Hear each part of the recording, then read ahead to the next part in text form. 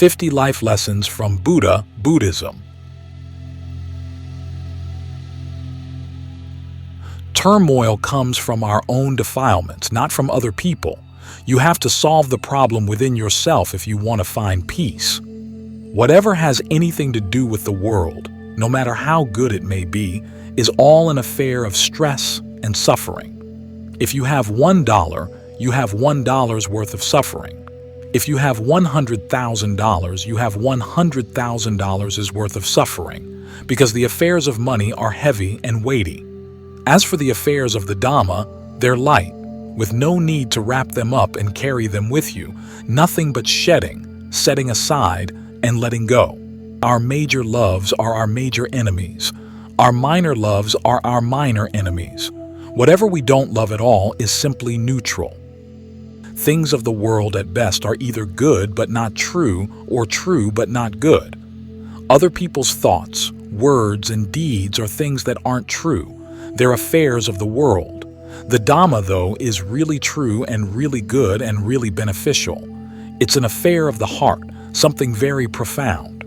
So when we know that the affairs of the world aren't true in their goodness or good in their truth, we shouldn't latch on to them. We have to brush them aside. If people say we're good or bad, there's no truth to their words, because good is true only in the mouth of the person speaking, and the same is the case with bad. So don't latch on to anything they say. Focus instead on the good and bad that are actually within you. Don't latch on to outside words. If people say you're good or bad, or if they curse you, let them keep it for themselves. If there's a dog barking in the middle of the road, kick it off to one side. Barking dogs don't bite. Silent dogs might, so watch out. Ears that listen to gossip are the ears of a pitcher, not the ears of a person. Don't believe everything you hear. If they say you're a dog, check to see for yourself if you've got a tail. If you don't, then they're wrong. The world is taken with words, but I don't go along with that. I'd rather take hold of the truth in the heart. As for words, they're things you spit out, not things you should keep. They're not the truth. The truth lies in your heart. So whether your words are good or not, pleasing or not, make sure at least that your heart's good. Being easygoing and being at ease are two different things. Easygoing means that you're slow and laid back and don't finish the things you should. You spoil your work and waste your time. Being at ease means that there's a subtle comfort and coolness in the heart, with no inner stress or turmoil mixed in at all. People who can be at ease in this way are people the world really wants. And the Dhamma wants even more, because coolness is like medicine that can drive away fever and soothe burning pain. A person in charge of the work means that we use concentration and discernment to get the job done. Work in charge of the person means that we're lacking in concentration and discernment, and think of the work even when we're lying in bed. Work in charge of the work means that everything is all out of control. My motto is, make yourself as good as possible, and everything else will have to turn good in your wake. If you don't abandon your own inner goodness for the sake of outer goodness, things will have to go well. Don't cut down a tree that gives you shade. Give it fertilizer and look after it so that it will grow. Don't forget the people who have helped you. Find some way of doing good to repay them. If you can't do it with your words or actions, then at least do it with your thoughts. If people can kill off their own goodness, there's nothing to keep them from killing off other people as well. If what you're going to say isn't good or true, keep still. Even if it's good and true, but serves no purpose, it'll still cause harm. A stupid person can sit in a gold mine but won't have the sense to make anything of it. An intelligent person can take dirt and grass and turn them into silver and gold. Even if a stupid person gets a huge inheritance from his parents or grandparents, he won't be able to prevent himself from creating a lot of bad karma with it. An intelligent person, though, even if he has only an axe to his name, can use it to set himself up for life. Most of us know so much that there are no bounds to our knowledge. When our knowledge has no bounds, it's like a forest fire that burns everything in sight. In other words, we're so smart that we outsmart ourselves. We know what's right and wrong, but can't keep ourselves from doing what's wrong. This kind of knowledge serves no purpose and can only cause us harm. That's why it's like a forest fire that goes out of control and destroys everyone's orchards and fields. People like this end up a total loss. They know everything in the world except for themselves. Knowledge with no bounds can cause two sorts of harm. We ourselves are harmed by it, and other people get harmed as well. People who are thick with ignorance see turmoil as something fun, just like a fish that sees waves in the ocean as a fun place to play. Greed means getting fixated and attached to things, our own things or those of others. If we get attached, it's like getting sucked into an electric current until we die. The nature of everything in the world is that it spins around with each moment, just like an electric generator.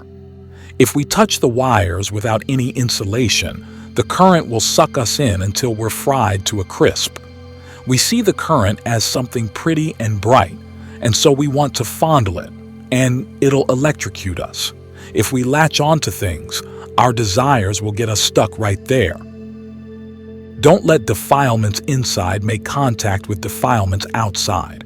If we have defilements at the same time that other people do, the result will be trouble.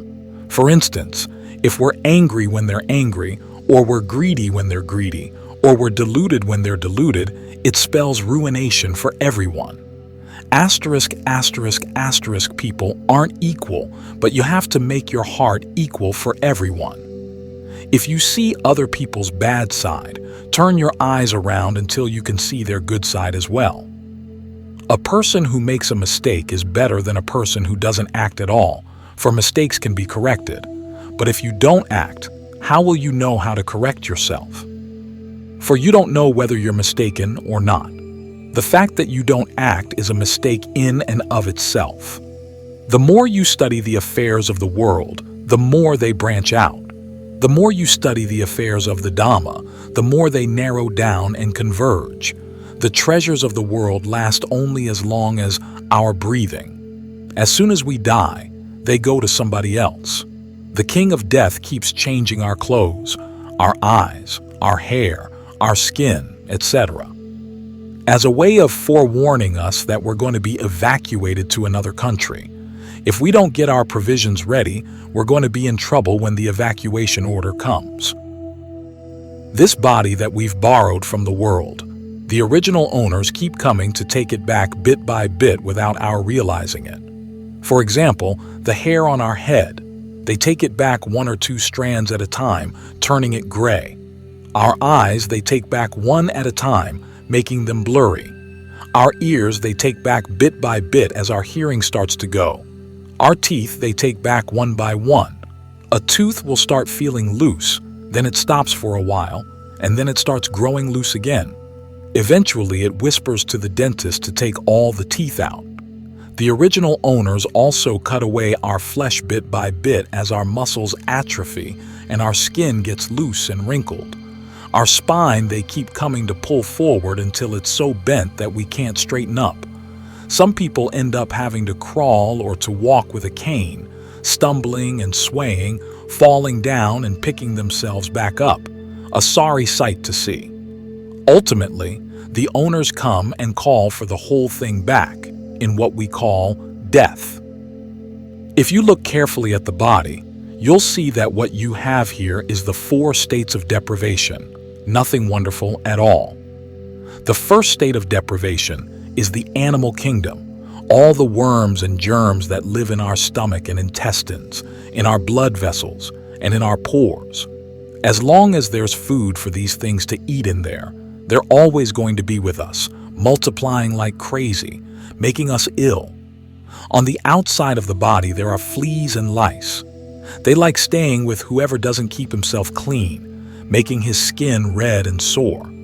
As for the animals living in the blood vessels and pores, they give us rashes and infections. The second state of deprivation is the kingdom of hungry ghosts, that is, the properties of earth, water, fire, and wind in the body. First, they feel too cold, then too warm, then they feel ill, then they want to eat this or that. We have to keep pandering to them, running around to find things for them to eat with no chance to stop and rest. And they never have enough, like the hungry ghosts who starve after they die, with no one to feed them. These properties keep pestering you, and no matter what you do, you can never please them. First, the food is too hot, so you have to put ice in it. Then it's too cold, so you have to put it back on the stove. All of this comes down to an imbalance in the properties, sometimes good, sometimes bad, never coming to a stable state of normalcy at all, making us suffer in various ways. The third state of deprivation is the land of angry demons. Sometimes, when we get ill or lose our senses, we run around naked without a stitch of clothing as if we were possessed by angry demons. Some people have to undergo operations, getting this removed or cutting out that or sucking out this, waving their arms and moaning in a way that's really pitiful. Some people get so poor that they have nothing to eat. They get so thin that they're all eyeballs and ribs, suffering like the angry demons who can't see the brightness of the world. The fourth state of deprivation is purgatory.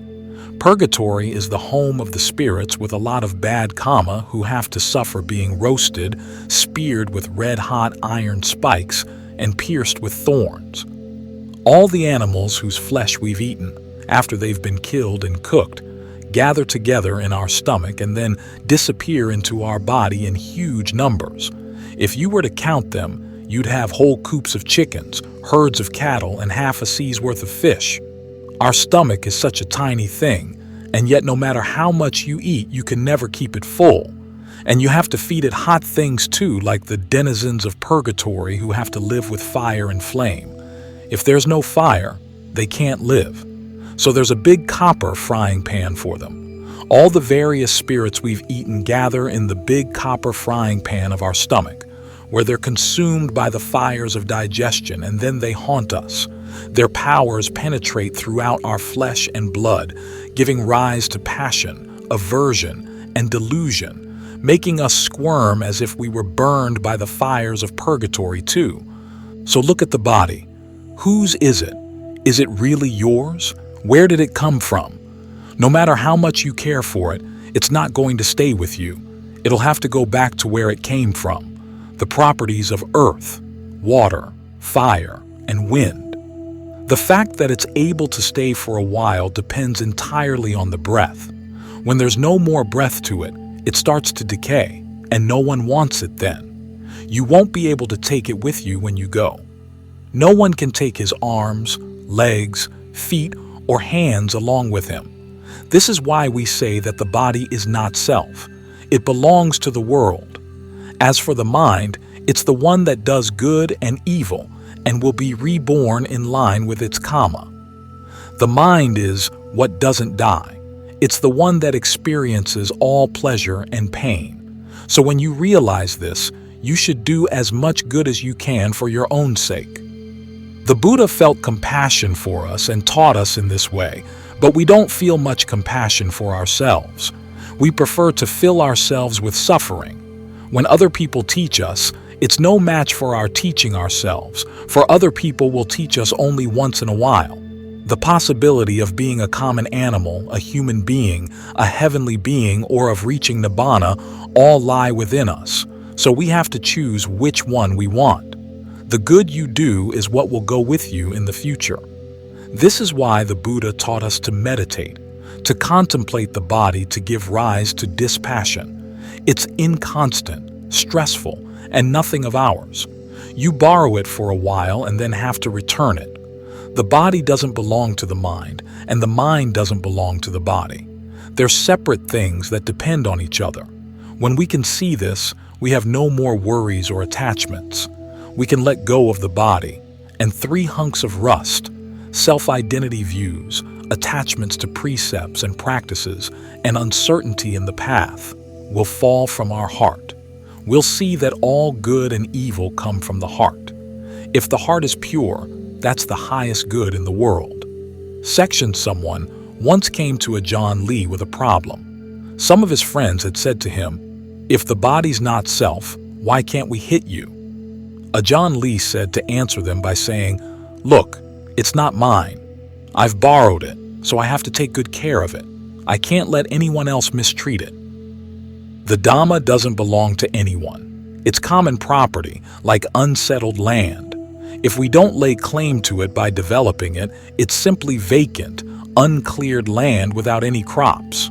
If we want to lay claim to it, we have to develop it in line with established principles if we want it really to be ours. When difficulties arise, poverty, pain, illness, and death, we'll then have something to protect us. But if we haven't followed the established principles, then we'll put the blame on the Buddha, Dhamma, Sangha, and inner worth in general for not helping us when these things arise. And that will discourage us from developing any inner worth at all. The mind is the most important factor in life, the most important factor in the world, for it's the basic foundation of our inner worth. If the mind is dark and defiled instead of being bright and pure, then no matter how much we practice generosity, virtue, or meditation, we won't get any results. The Buddha knew that we're all going to have to go abroad, start a new life after death, which is why he taught us to develop inner worth as a way of knowing how to get our provisions ready. We have to know how to get to where we want to go, how to dress properly, and how to speak their language. We'll also have to put money in the bank so that we'll be able to exchange it for their currency. Putting money in the bank means generosity in making donations and being charitable.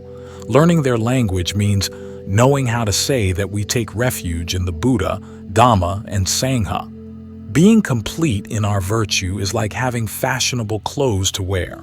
Yet even if we have funds to exchange, good clothes to wear, and know how to speak their language but are basically loony, that is, our minds are wandering all over the place with no basis in concentration, we still won't pass inspection. This is why the Buddha wanted us to develop our minds as much as possible, making them pure and bright. When our wealth and inner merit are complete in this way, they'll spread to our children and other people around us. All people have inner worth within them, but whoever doesn't know how to lay claim to it and develop it won't get any benefit from it at all. Human treasures aren't important. Thieves and fools can find them with no problem at all. But the treasure of a human rebirth is something that people without virtue can't gain. The Buddha taught that with noble treasures, Ariya Dana, whoever has a lot isn't poor. Whoever has even a little isn't poor. The important thing is that you give rise to them within yourself, and you'll always be wealthy. For example, if you make up your mind to donate a material object to Buddhism, it immediately turns into the noble treasure of generosity in your heart. When you abstain from evil in your words and deeds, they turn into the noble treasure of virtue. When this is the case, your treasures are within you. You haven't deposited them with anyone else. Your generosity lies within you. Your virtue, the virtue of restraint of the senses, lies in your eyes, your ears, your mouth. When your treasures are with you like this, it's like keeping your money in your own pocket without depositing it with anyone else. There are bound to be no problems. You don't have to worry that they'll swindle or cheat you. When you've got your money right in your own pocket, what is there to fear? The Buddha teaches us not to be possessive of things. Let them go in line with their nature and take only the nourishment they have to offer. Material things are dregs and leavings. Their nourishment is the joy we feel when we're willing to give them away. So don't eat the dregs. Spit them out so that they can be of use, both to others and to yourself in the sense of inner worth that comes from being generous. We have to build up our inner worth, our perfections as quickly as possible, because our conviction in these things isn't yet sure. Some days, it shrinks out of sight. That's called turtle head conviction. Some days it stretches back out again. So if it stretches out today, act on it. Tomorrow, it may shrink back in again. 2 legs, 2 arms, 2 hands, 2 eyes, 1 mouth. These are your perfections. Put them to use. People who don't believe in goodness rarely do good, but people who don't believe in evil do evil all the time. Isn't something natural that happens on its own. It happens only if we do it. The Buddha teaches us to develop inner worth by meditating on goodwill, but you have to be intent on really doing it if you want to get real results, even if it's only for a short time. The wiggle of an elephant's ears or the flicker of a snake's tongue. It can give rise to amazing power, like the power of an elephant or a snake in being able to kill off people or other animals in the twinkling of an eye. All an elephant has to do is wiggle his ears just once, and people trip all over themselves trying to run away. But if you're not really true in what you do, the power of truth won't appear in the mind and you won't be able to use it to get any results. Like the ear of a dog or a cat. It can wiggle all day long and yet it won't cause anyone any fear. Mindfulness and alertness are the quality of the Buddha. The cool sense of happiness they give is the quality of the Dhamma. If you can maintain that coolness until it hardens into a block of ice, that is, you make that goodness solid and strong in your heart. That's the quality of the Sangha. Once you've got a solid block of goodness like this, you can pick it up and put it to any use that you like. Being a slave to the Buddha, Dhamma, and Sangha is called being a slave to a noble family, the kind of people we can willingly be slaves to. But being a slave to our moods, cravings, and defilements is like being a slave to bandits and thieves. What sort of valuables are they going to have to give us? But even though it's proper to be a slave to the Buddha, Dhamma, and Sangha, it's still no match for not having to be a slave to anyone. For the word slave means that we're not yet free. So the Buddha teaches us to learn how to depend on ourselves. Atahi atano natho, the self is its own mainstay. That's when we'll be able to rise up free, released from our slavery, with no need to have anyone order us around ever again. When we come to the monastery, we come looking for peace and calm, so don't go releasing tigers, crocodiles, and rabid dogs into the monastery grounds, endangering everyone who comes here. Tigers, crocodiles, and rabid dogs stand for our very own greed, anger, and delusion. We have to chain them and cage them and lock them up tight. Make absolutely sure that they don't come escaping out your thoughts, words, and deeds in any way.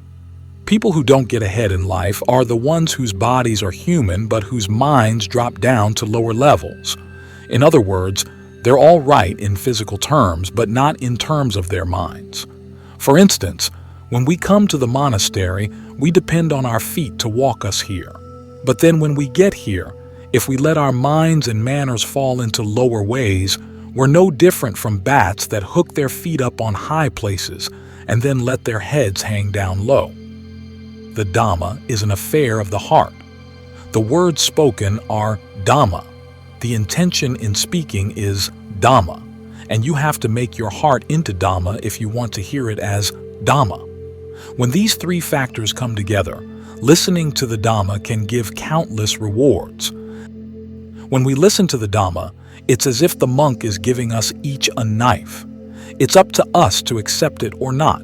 When we get back home and run into problems or issues in our families, we can use the knife to cut right through them. But if we throw the knife down right here or hand it back to the monk, we won't have any weapon to use when we meet up with issues at home. The study of the Dhamma is like reading a cookbook. The practice of the Dhamma is like fixing food. The attainment of the Dhamma is like knowing the taste of the food. If we simply read the texts without putting them into practice, it's like knowing that there are such things as peppers, onions, and garlic, but without having them for a meal. If you study the Dhamma without practicing it, it's as if you're missing parts of your body. If you study and practice, it's like having 2 eyes, 2 hands, and 2 legs. You can do things a lot more easily than a person with only one eye, one hand, or one leg. Having self-respect means that you respect your thoughts, words, and deeds. Respect for your deeds means that whatever you do, you always follow the 3 principles of skillful action. No killing, no stealing, no illicit sex. Respect for your words means that whatever you say, you always follow the 4 principles of skillful speech. No lying, no divisive tale-bearing, no harsh language, and no idle chatter.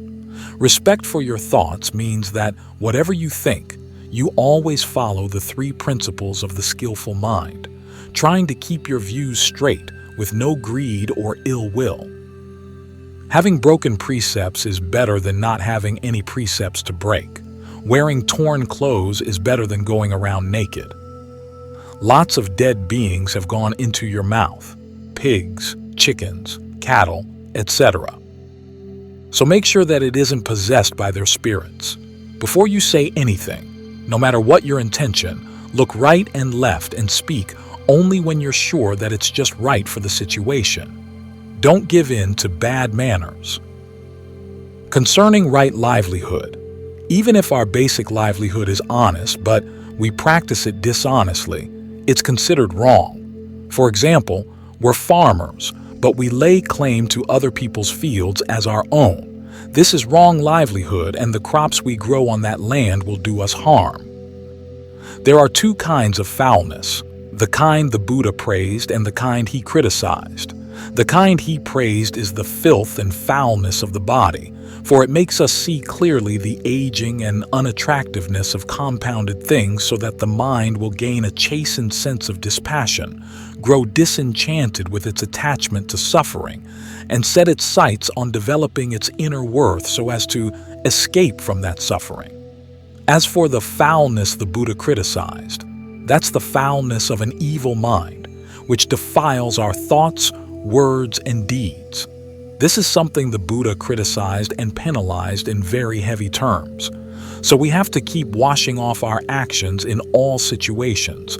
Only when our thoughts, words, and deeds are clean will wise people praise us as being uncomplacent and good. Restraint of the senses means that we bring the senses and their objects into proportion with one another. For instance, guarding the eyes means that we don't let our eyes get bigger than the sights they see, and we don't let the sights get bigger than the eyes. If the sights are bigger than the eyes, they get lodged there. We think about them night and day. If the eyes are bigger than the sights, that means we can't get enough of those sights and keep wanting to see them more. In either case, we give rise to greed and delusion. The fires of passion, aversion, and delusion burn our eyes and make us suffer. One important noble treasure is meditation, keeping the mind from wandering aimlessly around in all kinds of issues. When we keep the Buddha, Dhamma, and Sangha in mind, it's as if we were soaking in their virtues. When that's the case, the mind will have to become saturated with inner worth. It's the same as if we were to take a handful of bitter herbs and soak them in syrup until the syrup saturates them. Their bitterness will disappear and be replaced with sweetness. No matter how shoddy a person's mind, if it gets constantly soaked in goodness, it will have to become more and more refined, like bitter herbs sweetened in syrup. Whatever you do, be true in doing it if you want to meet up with the truth. If you're really true in what you do, doing just a little bit can be enough. 1 million in real money is better than 10 million in counterfeit bills. When you speak, stay right with your speaking. Whatever you do, stay right with what you're doing. When you eat, stay with your eating. When you stand, stay with your standing. When you walk, stay with your walking. When you're sitting, stay with your sitting. When you're lying down, stay with your lying down. Don't let your mind get ahead of the truth. The heart is like food in a serving dish. Mindfulness is like a cover over the dish. If you lack mindfulness, it's as if you left the dish uncovered. Flies, defilements, are sure to come and land on it and contaminate it with all sorts of germs so that the food becomes toxic and can make you sick. So you always have to be careful to keep the dish covered. Don't let flies land on it. That way, your heart will be clean and pure and will give rise to wisdom and knowledge.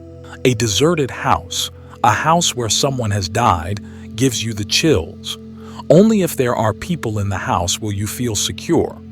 A person who is not mindful of the present is like a deserted house. When you see such a person, you don't feel secure. Defilements are like sandbars or stumps in a river that will keep our boat from getting to shore. In other words, passion is something that snags us, anger is something that bumps into us, and delusion is something that makes us spin around and sink. There's a story they tell of two men who were hired to row a boat along the rivers and canals to sell plowshares, shovels, and hoes. If they sold all the wares in the boat, their employer would give them their full wages of 1 kahapana, which was equal to about $4 a day. The first day, their employer went out with them, and they sold all their wares.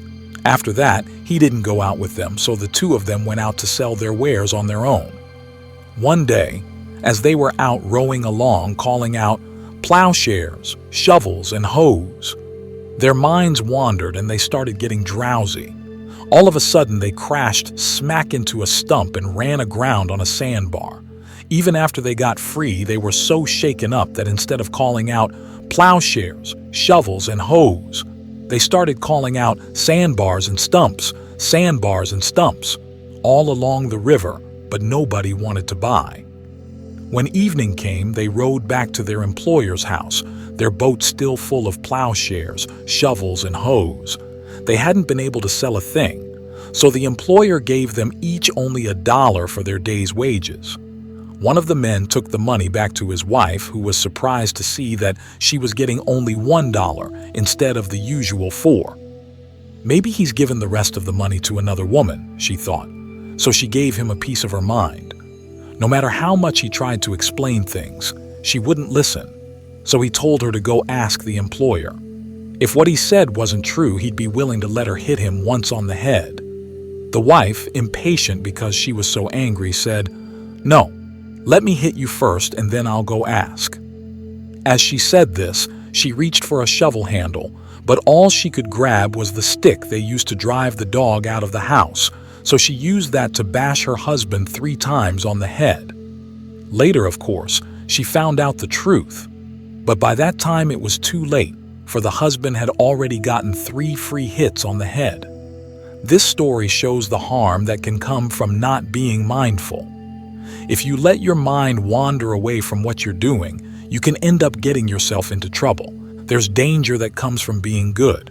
If you're not especially good, nobody gets fixated on you. The important thing is that you know how to use your goodness to your benefit. If you're a good person but don't know how to use your goodness, that is, you use it at the wrong time or place, or in a way that gets other people upset, it won't benefit you and will instead cause you harm. In this way, your goodness turns into evil, so you have to be circumspect in how you let your goodness show. Keep your evil intentions to yourself, and be careful with your good intentions too. It's like handing a knife to a person. You may have good intentions, hoping that he'll put it to good use, but if he uses it to kill someone, your intentions backfire on both of you. Goodness comes from evil, in that once you really take a good look at evil, it loses. Whatever you look at it from all sides. This is why they don't let you look a long time at pretty things or beautiful women, because after a while you'll see that they aren't all that beautiful after all. So if you see something lovely, look at it long and hard until you see that it's not as lovely as you thought. If someone makes you angry, contemplate them until you feel compassion for them. The same principle holds for delusion. If you're wise, then greed, anger, and delusion can help you. If you're wise, even desire can help you by making you want to develop your inner worth. So don't look down on these things. You're sitting here listening to a sermon. What made you come? Desire did. When people ordain as monks and novices, what gave the order? Craving. So don't look only at the drawbacks of craving and desire. If you don't have the desire to be good, you can't develop inner worth. People who develop their inner worth have to start out with the intention to do it. Ignorance is good in that when we know we're ignorant, we'll do something to remedy the situation. Ignorance leads us astray, but in the end it will lead us back. Knowledge never led anyone to look for learning. Ignorance is what leads people to look for knowledge. If you already know, what's there to look for? When we practice the Dhamma, it gives three kinds of benefits. We help ourselves gain release from suffering, we help other people, and we help keep the religion alive.